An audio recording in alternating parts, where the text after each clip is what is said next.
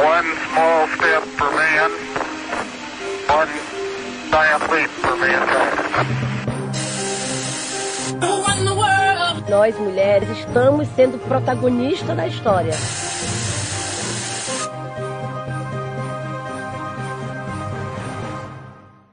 Olá, sejam bem-vindas. Nós somos o X-Science. Eu sou Mary. Yohara. E eu sou Tainá. O tema de hoje é Mulheres na Ciência, mas antes a gente vai conversar um pouco mais sobre o nosso projeto. Então, a ideia principal que levou a esse projeto foi uma pergunta, na verdade. Nós somos alunos de pós-graduação da Ecologia e durante uma disciplina a gente se perguntou, por que as grandes referências dentro da ecologia, por exemplo, são homens? E as referências femininas, elas somem, e a gente percebeu que isso não é só um problema da área da ecologia, mas da ciência como um todo. Então, essa foi a nossa grande pergunta para idealizar o projeto, que é um projeto de tentar visibilizar as mulheres na ciência, ou esse lado feminino da ciência. Com a ajuda do Departamento de Comunicação, nós estamos colocando esse projeto de extensão para frente e desejamos atingir pessoas fora da academia, dentro da academia, como uma forma de mostrar a essas pessoas, as mulheres, fazendo ciência e também falando sobre ciência. Mostrando que nós temos tanta capacidade como qualquer outro de comunicação, de divulgação e de levar para frente vários projetos. Que isso leva ao nosso primeiro ponto, Porque a gente tem três grandes pontos que a gente tentou abarcar com esse projeto. Então, o primeiro é justamente a falta de representatividade feminina. Então, o que a gente percebe é justamente o que a gente tinha falado um pouco antes. Nossos exemplos, nossas referências, elas são muito masculinas. Esse estereótipo, ele leva muito para o homem. E a gente se perguntou o que a gente poderia fazer para começar a mostrar e também a gente mesma conhecer mulheres, na ciência. Exato. E a gente analisando, montando a pauta para o nosso programa, a gente observou que já tem muitos estudos que estão realmente questionando o papel da mulher nas ciências, porque existe uma diferença de gêneros, tanto de gênero feminino como das minorias, e eles mostram que, principalmente nas áreas de ciências, tecnologias e matemática, existe essa diferença grande de representatividade feminina. Engenharia também. Engenharia também.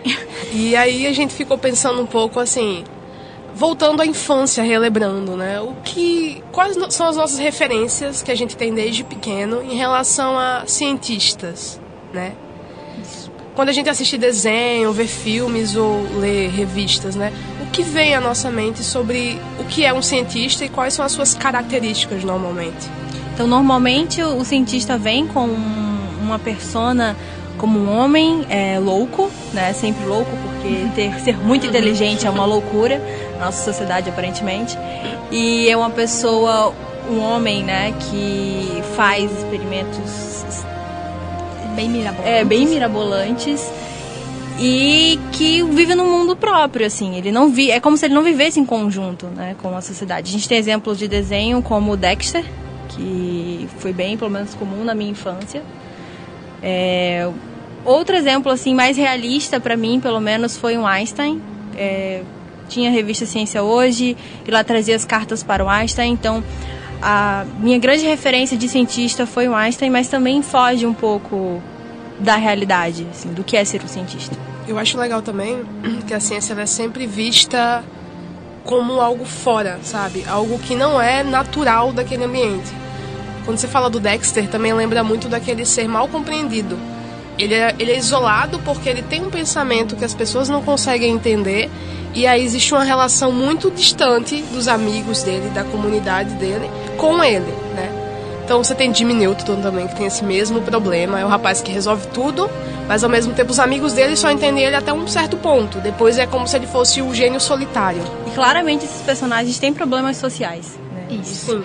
Acho que também, mais recente, a gente tem teve uma série que acabou agora, o The Big Bang Theory, e ele trazia muito isso. Eu acho que eles conseguiram quebrar um pouco do estereótipo, mas eles ainda reforçaram mais ainda o estereótipo com algumas considerações muito legais, que foi também dar o destaque para as mulheres da série.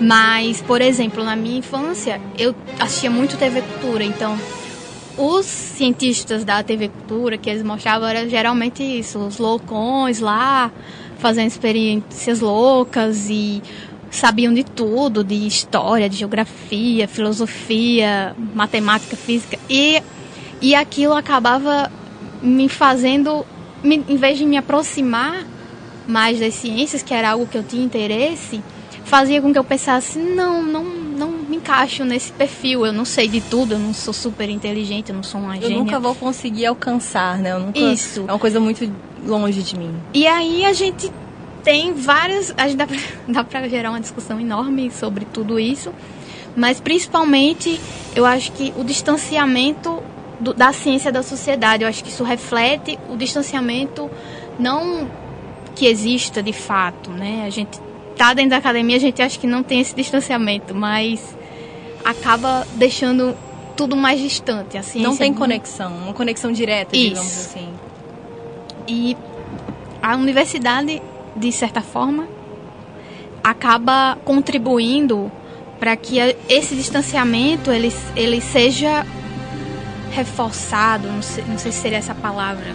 Eu concordo até em parte, sabe? Eu acho que às vezes a academia, ela sabe que ela é distante, mas eu não sei até que ponto as pessoas, elas discutem para tentar diminuir essa distância. Porque é do que a gente conversou um pouco antes, mas tipo, ações de extensão, elas acontecem, mas a realidade, às vezes, de pessoas que moram muito próximas, né, elas tendem a ser distantes da universidade, que é a nossa grande referência para se fazer ciência. Isso. E eu acho que, voltando para a questão do estereótipo masculino em si, é interessante como a maioria dos personagens sempre são homens, né? Eu tentei ficar puxando assim, qual é o personagem feminino que faz ciência? Princesa Jujuba, sabe? Que é uma coisa recente. Justamente, a Hora da Aventura. Você tem essa mudança ao longo do tempo. Hoje em dia a gente trata de outros problemas, né? Dentro dos desenhos animados. E aí quando você pega os mais recentes, você pode até ter essa referência, sendo rara ainda. Mas os mais antigos, que a nossa geração, assim, que tem aí 20 anos ou mais, né? Não tiveram tanto. Sim, hoje em dia a gente tem outros desenhos, como o Johnny Cash, não é? Johnny Cash ainda pegou um pouquinho, assim. Mas ainda é um tanto recente também, né? Que vem com as irmãs gêmeas cientistas, mas também ainda vem com aquele tom de loucura. A Princesa Jujuba também vem com um tom... Sempre usar o jaleco, né? Sim, sempre o jaleco. O jaleco. Gente, a gente não usa jaleco 24 horas por dia, tá? Na verdade, fazem anos que eu não uso um jaleco. Vai depender da área, vai depender do que a pessoa faz, que aí o jaleco realmente é preciso, é necessário. Pode falar.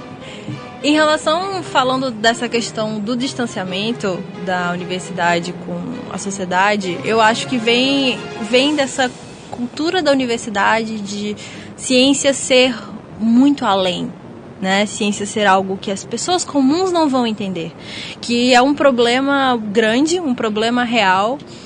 Uma das coisas mais legais que eu aprendi na pós-graduação foi, pelo menos no nosso departamento, os professores estimularem gente, vocês precisam explicar o seu projeto para uma criança, para um idoso. As pessoas precisam entender o que a gente faz aqui. É uma coisa que, quando eu era criança... Nossa, na verdade, eu só fui entender o que era o ser cientista quando eu entrei na graduação. E lá para as tantas da graduação.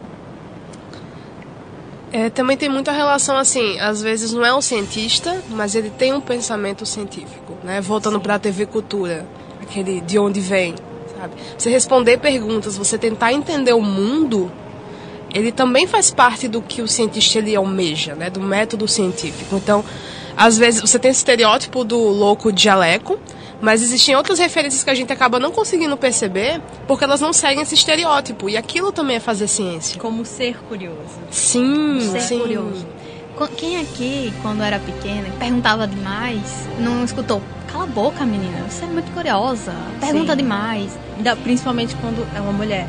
Isso, e assim, eu faço um esforço tremendo, porque eu sei, criança às vezes pergunta demais, então eu faço um esforço tremendo para quando minha sobrinha perguntar: tia, o que é isso? O que é tal coisa? Eu chegar lá e conseguir responder. Se eu não tiver a resposta, eu procuro. Mas é muito difícil e a gente precisa também, como no papel que a gente está ocupando aqui dentro da academia, a gente precisa aprender, que a gente precisa explicar. Eu acho que faz parte do trabalho. Então a gente passa 14 horas, 12 horas trabalhando no nosso projeto, que a gente tem que dedicar algum tempo para isso, sabe? Para falar para as pessoas sobre o que a gente está trabalhando. E mesmo que a gente não consiga explicar qual trabalho a gente faz exatamente, ou que esse trabalho não traga um retorno imediato para a sociedade, a gente tem que ter esse interesse de chegar para as pessoas e falar sobre o que a gente faz. Eu acho que é importante. No mínimo, pelo menos, falar sobre ciência. Assim. Uma vez eu vi uma crítica de um pesquisador falando, mas não tem como todos os pesquisadores falarem tudo, porque a gente tem matemáticos com equações gigantescas e muito complexas, e como é que esse matemático vai explicar para uma criança? Tudo bem, mas esse matemático podia falar mais sobre a matemática. Ele podia explorar mais a importância da matemática. E falando de matemática, é uma matéria muito importante na sociedade brasileira, que a gente vê claramente a carência pelas notas dos alunos da rede pública, principalmente, mas também entrando na rede particular, que precisam dessa base em matemática. E talvez recebendo mais estímulo fosse diferente, tivesse um cenário diferenciado. Essa coisa, né? Às vezes, assim, o trabalho que você faz, ele pode ser muito teórico, é uma coisa que você não vai chegar e vai aplicar agora. Mas ele pode ser importante para você estar construindo algo que lá na frente vai ser importante para a sociedade de forma direta, sabe? Eu gosto muito de uma referência que eu vi há pouco tempo. Você está estudando, por exemplo, parte de migração, né? Migração, às vezes, nem é de uma espécie de ave, que é o que a gente mais vê, mas vetores, né? Então, a gente está estudando um mosquitinho, um besourinho, mas será que ele não pode estar ajudando a disseminar uma doença? Ou ele é um predador que vai lá e come esse animal que passa a doença pra gente? Então, assim, existe uma conexão muito ampla, e você querer fechar e dizer, não, a gente tem que estudar coisas que vai servir agora, e essas coisas não são importantes, às vezes a gente não pode estar entendendo no momento que aquilo é importante. Mas ao longo do tempo, pode ter uma aplicabilidade, sim. Isso. E levar realmente outras coisas, não necessariamente o que a gente está fazendo naquele momento, não necessariamente o meu trabalho, eu vou levar para uma escola para mostrar o que eu estou fazendo aqui. Mas, como o nosso intuito aqui é justamente discutir outras coisas, é importante também a gente sair um pouco daquela coisa bitolada do nosso trabalho. Eu tenho que fazer isso aqui, tenho que rodar análise, eu tenho que entender melhor a minha hipótese, e passar a ler outras coisas também, a discutir outras coisas. Acho que isso também faz parte do papel do cientista como divulgador. Uma percepção social.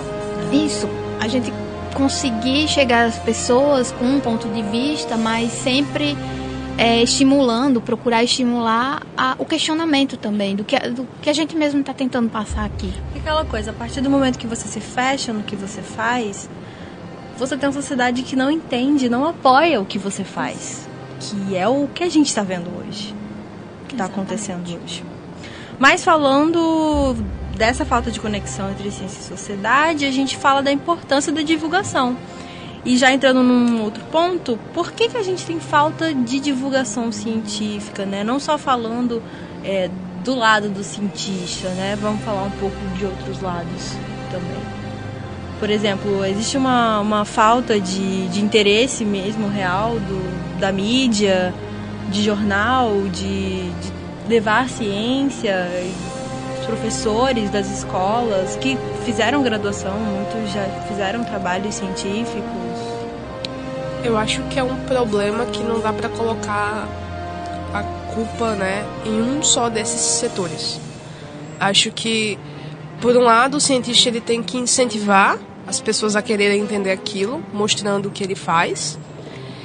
E, por outro, por exemplo, professores que tiveram essa conexão mais forte, né, estavam ali dentro da universidade estudando, eles também têm que tentar manter esse vínculo, ou pelo menos mostrar o que eles aprenderam na época que eles estavam na graduação.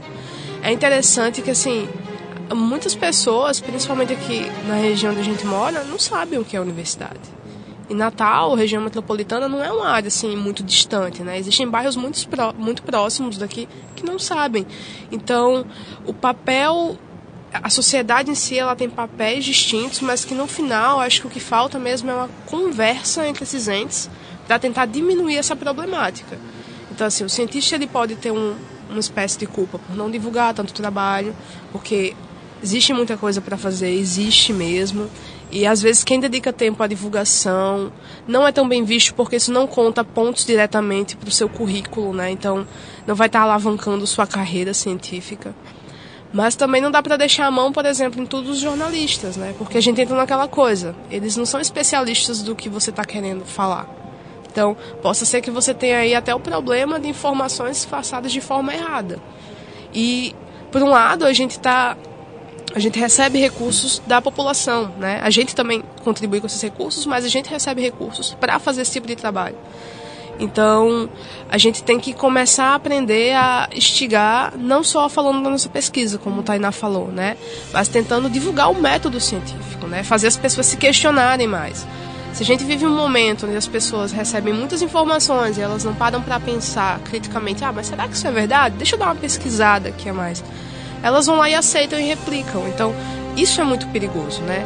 A gente chegou no momento que a gente vê esse caso se tornando mais grave.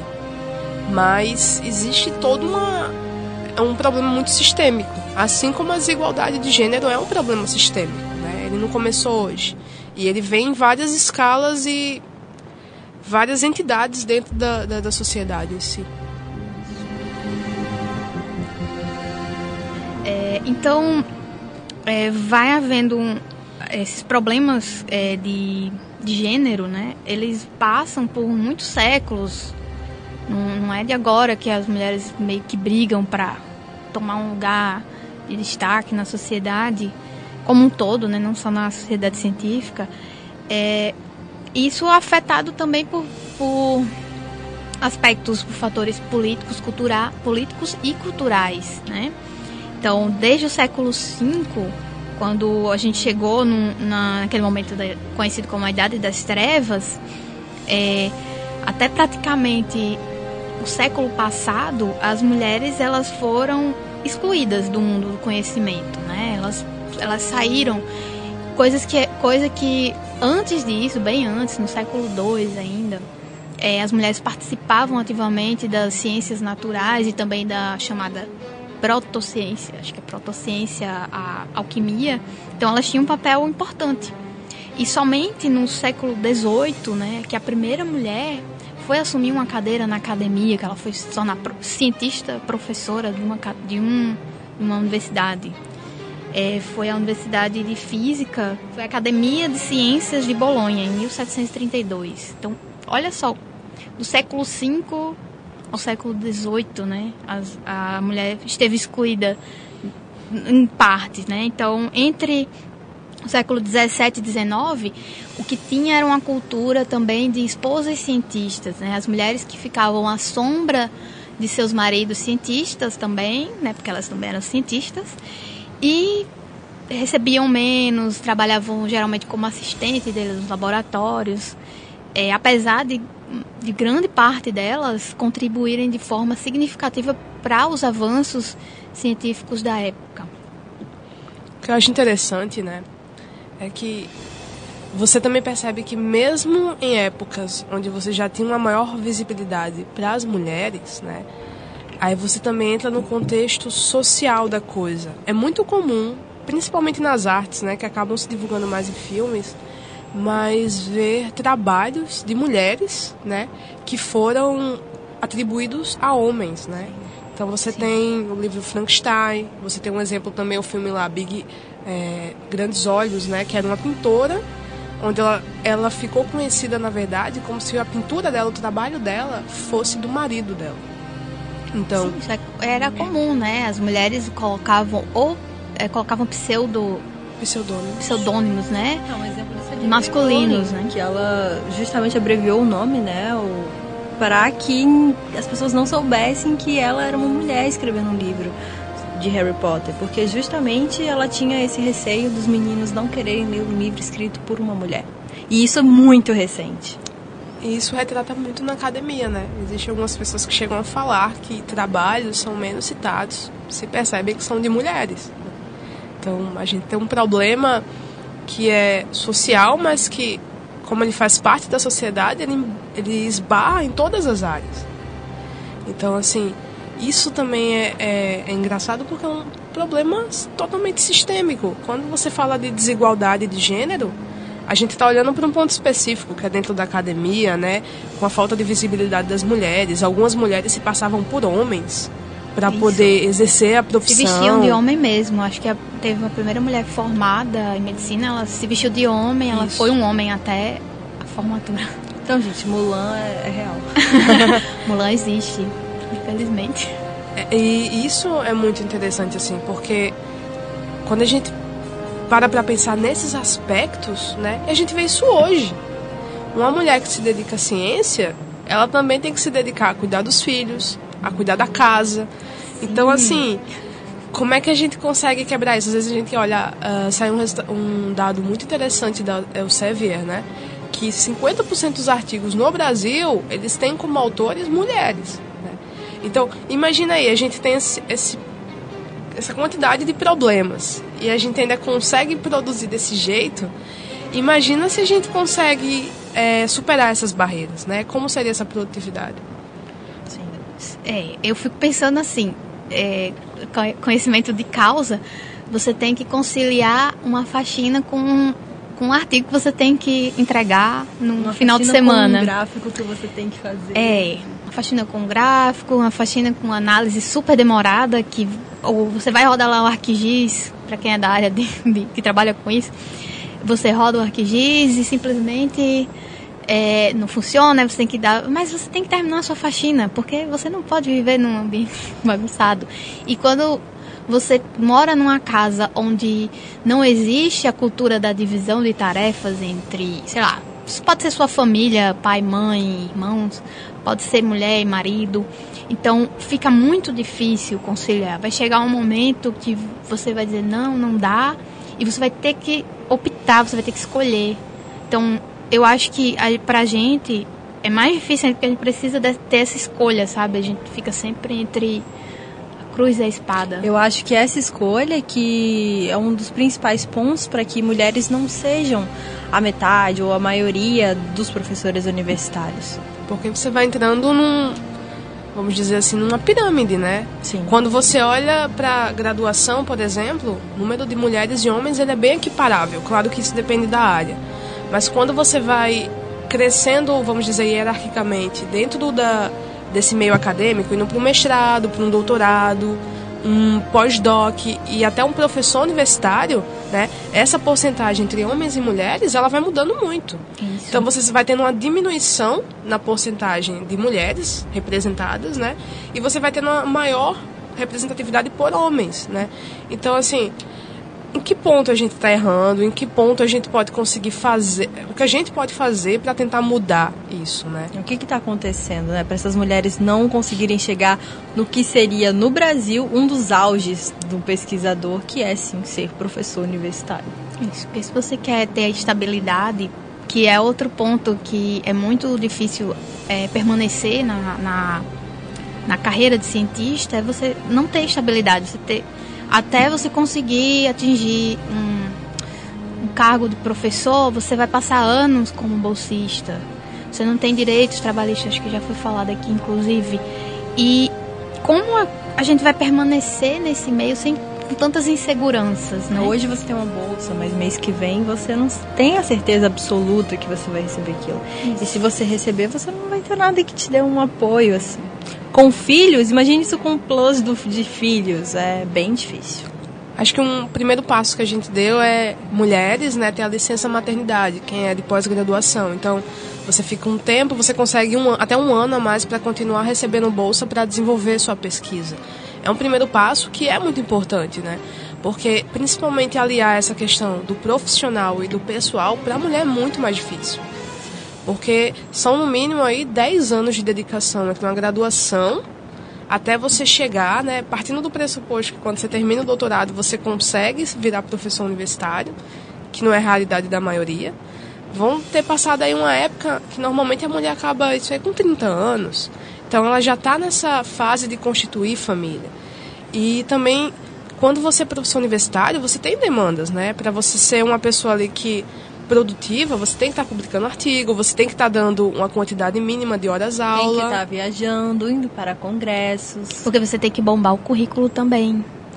Então, Tem isso isso. é muito mais complicado quando você tem um filho pequeno, né? Eu vi um caso de uma professora bem legal, que ela fez assim, eu recebi um convite para virar professora visitante na Espanha, e eu só consegui ir porque meu filho atual tem 14 anos, né?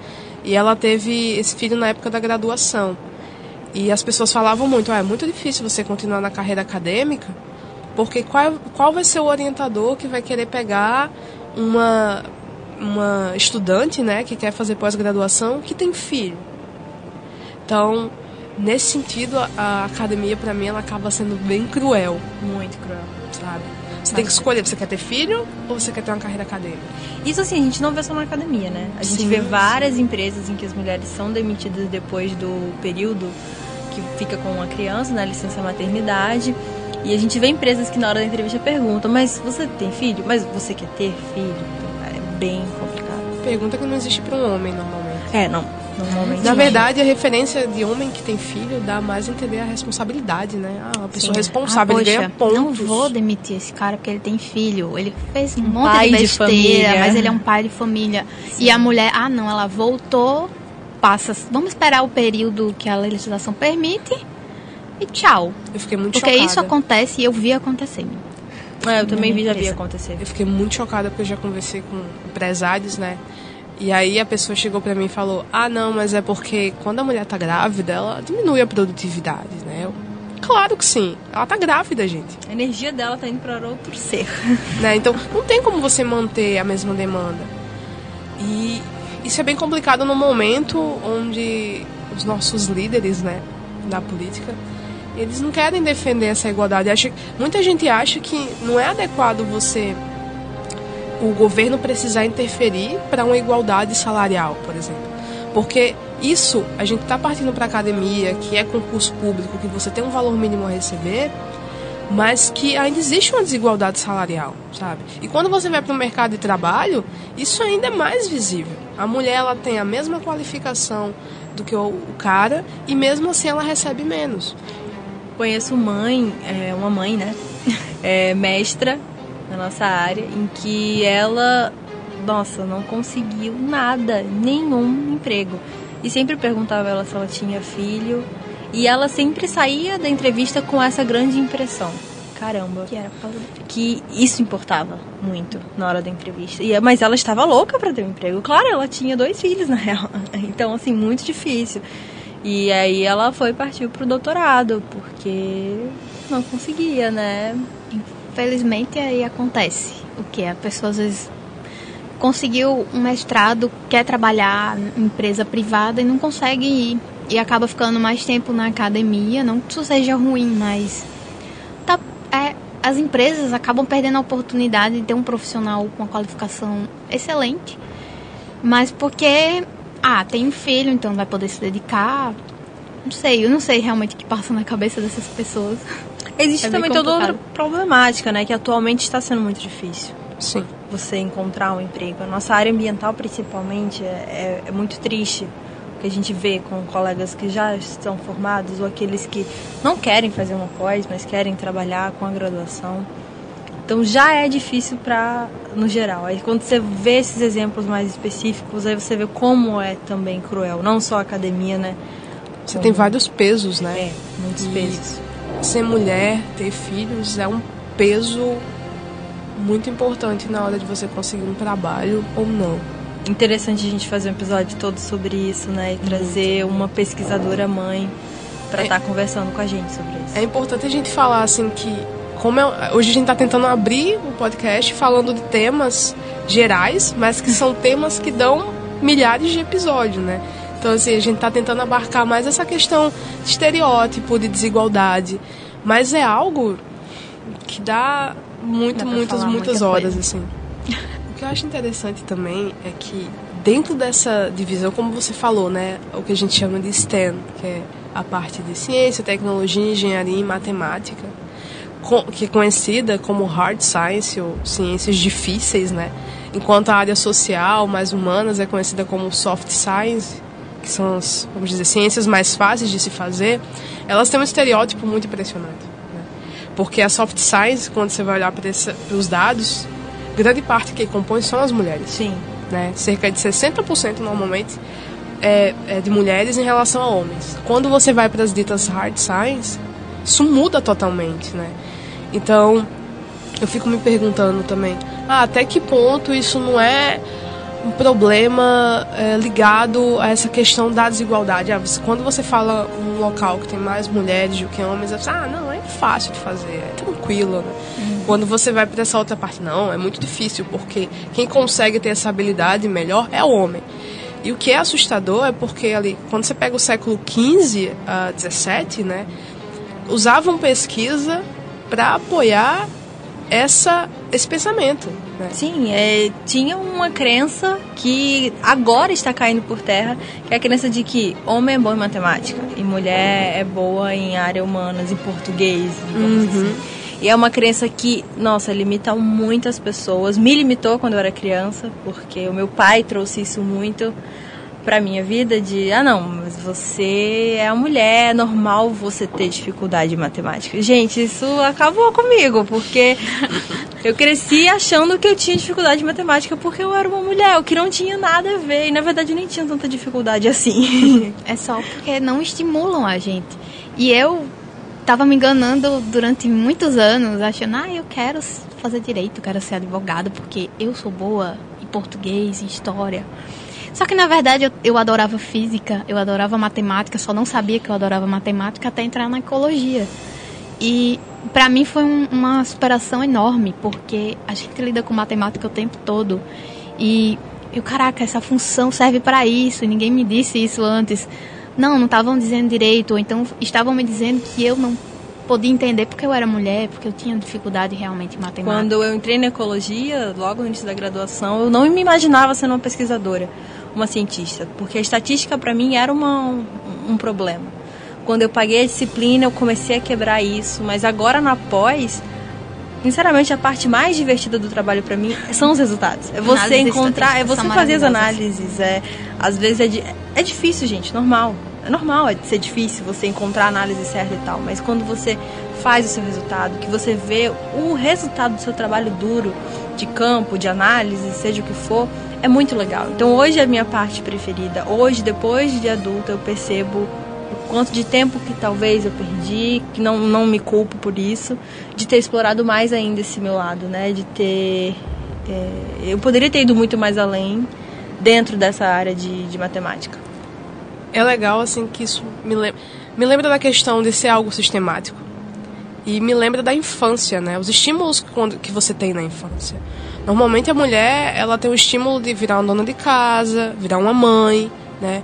Enquanto o menino não, ele recebe carrinho, ele recebe ferramentas. Então, isso é alimentado, assim, desde de criança, né?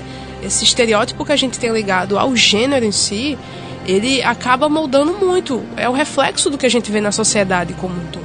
Isso. E a gente se perguntar, assim, como é que a gente consegue mudar isso? É algo muito importante. E assim, gente, isso aqui que a gente está falando de igualdade de gênero não é balela, não. É um consenso mundial. Na verdade, é o 5º objetivo da ONU para o desenvolvimento sustentável, é a igualdade de gênero. Então é uma coisa que a gente precisa sim trabalhar, é uma coisa que a gente precisa discutir, é uma coisa que a gente precisa pôr em mesa e deixar os pratos limpos. Com certeza. Em todos os setores da sociedade, gente. Não é só ciência, quando você estiver no mercado de trabalho, é em casa, é a mulher bater o pé e dizer, não, a gente vai dividir tarefa, eu não vou ficar com essa carga sozinha. Para os tios, os pais, porque eu sou tia, né? Então, dizer para sua sobrinha, você pode fazer o que você quiser, você estimular as crianças que você encontrar no meio, você está conversando com os menininhos na rua, olha, vocês podem fazer o que quiser. E mostrar que é possível, sim, e não dizer, olha, não dá, não faça isso porque você é menina. Então, acho que a gente tem que passar isso também no nosso dia a dia, né? Mas acho que também a gente sempre olha muito para a infância, mas como é que a gente consegue mudar os jovens, né, que a gente tem hoje, né? Porque a gente também assim, beleza, tem um papel da família nisso, claro, mas eu acho que a gente como cientistas, né, como alunas de pós-graduação, a gente pode também tentar mudar um pouquinho esse aspecto. Tem um trabalho que eu achei muito interessante, assim, que um grupo de pesquisadores, né, eles pegam 2 grupos de meninas e eles fazem algo parecido com o que a gente já vê, que são essas escolas de verão para meninas, a fim de estimular esse esse pensamento científico, que elas podem fazer ciência também. E aí o que acontece é que em um grupo elas tiveram só essas aulas básicas mostrando coisas simples, né, que fazem em laboratório, um cientista normalmente ele faz. E o outro grupo ele também falou sobre esse problema de discriminação. Então elas entendiam um pouco mais que existe sim discriminação em vários âmbitos e a academia ela não é diferente, né? E aí o legal é que depois disso elas responderam um questionário mostrando, vamos dizer assim, o quanto elas pensavam ainda em seguir a carreira acadêmica, né?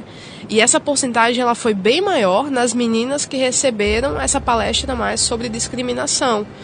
Porque às vezes, né, a gente traz tanto esse estereótipo de tipo, a gente não é boa em matemática, a gente não é boa nisso ou naquilo, que às vezes a gente acha que o problema não é a discriminação, não é a desigualdade, mas que é um problema meu, né?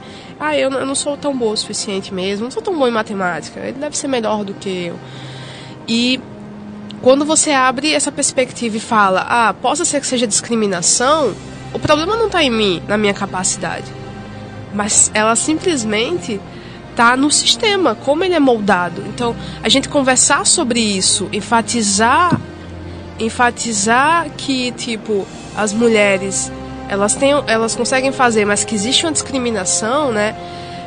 Faz as pessoas, as meninas principalmente, refletir e pensar, não, isso aí pode ser o meu caminho e aquilo ali está acontecendo não porque eu não seja capaz, mas simplesmente porque eu estou sofrendo com um preconceito, que é a discriminação em relação à mulher e à sua capacidade. Então, eu acho que uma das soluções é a gente estimular ainda mais crianças, adolescentes e sim, adultas também, a seguirem o que quiserem fazer, seja carreira científica, seja como matemática, seja como ecóloga, seja como professoras, enfim. E até mesmo ser dona de casa e mãe. Sim, claro, sim, é uma opção da mulher, totalmente né? válida, né? Assim como o homem, se optar por isso também, tá tudo bem. Mas a gente joga um pouco a pergunta para você aí que está nos escutando. E você? O que você acha que pode fazer para a gente melhorar toda essa situação? Sejam comportamentos pequenos, né, ou algo grande. Na verdade, eu acho que o conjunto de tudo, de cada ação que a gente possa fazer é muito importante. Eu acho que eu ainda amplio a pergunta. O que você pode fazer, mas o que você acha também que, por exemplo, a política, né, as políticas públicas podem fazer para estar estimulando também e diminuindo essa desigualdade. Então, você como pessoa, mas também o que a nossa sociedade, a parte política, ela pode fazer para tentar diminuir esse efeito. Isso, acho que, acima de tudo, a gente deve estimular o senso crítico dessas pessoas, né? Então, sempre a gente vai tentar encerrar levando um questionamento, e vocês também podem participar respondendo no nosso Instagram. Sigam o nosso Instagram. Sigam, por favor, o nosso Instagram, quem não está seguindo. @xscience.podcast. E aí a gente pode também trazer novas pautas, né? Trazer esses questionamentos que vocês mesmos podem se fazer e a gente tentar discutir aqui com mais participação, né, de vocês. Inclusive, você, se estiver escutando, for uma mulher cientista, às sextas-feiras nós postamos o seu trabalho. Então mande pra gente lá no Instagram a sua foto, o que você faz, um pouco sobre você. A gente quer justamente divulgar aí o trabalho das manas. E também pode mandar por e-mail, né? O xscience.podcast@gmail. Pode mandar .com, né? E mandar com uma fotinho, a foto que você quiser, você está se sentindo bem na foto, pode ser em campo, pode ser no laboratório, pode ser numa festa. Não tem sei, problema. em qualquer lugar, contando um pouco da sua história pra gente. Por favor, também mandem sugestões, o que a gente pode melhorar, o que a gente pode trazer de pautas, né? Dicas científicas. O que a gente puder trazer, a gente vai trazer. Esse é o nosso primeiro podcast, né? Nosso primeiro episódio. Então a gente quer muito o feedback de vocês. E todos são bem-vindos, não precisa ser cientista para estar aqui com a gente discutindo a ciência. A gente quer abrir justamente para toda a sociedade. Obrigada por nos escutar e até o próximo episódio.